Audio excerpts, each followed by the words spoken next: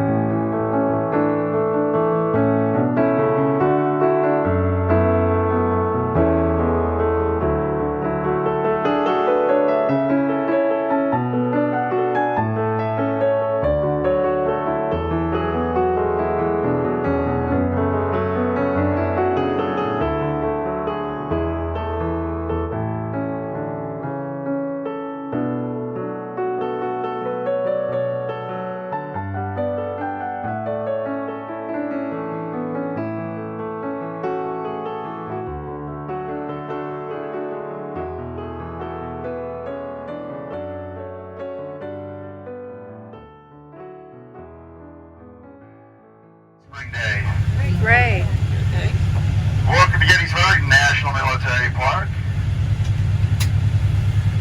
My name is John Vilgas. I'm your licensed battlefield guide. You may call me John. For the South, weighing in at roughly 75,000 soldiers and wearing the gray uniforms is the Confederate Army of Northern Virginia, commanded by the famous Confederate General Robert E. Lee.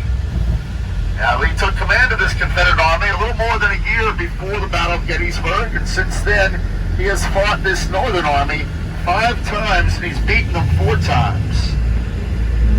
But he's got a problem. The victories he's getting are down south, down in Virginia.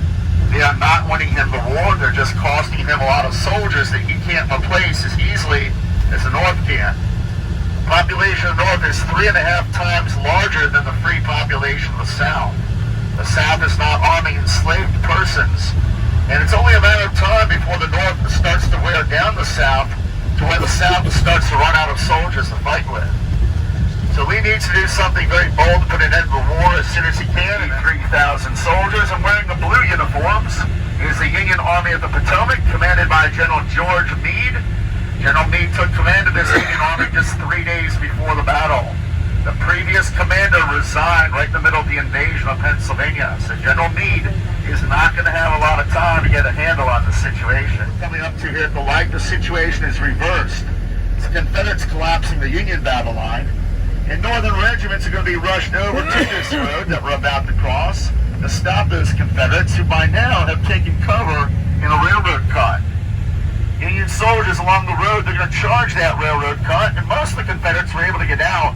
But one section of that railroad cut was too deep for them to climb out real fast, and about 300 of them end up being trapped and having to surrender.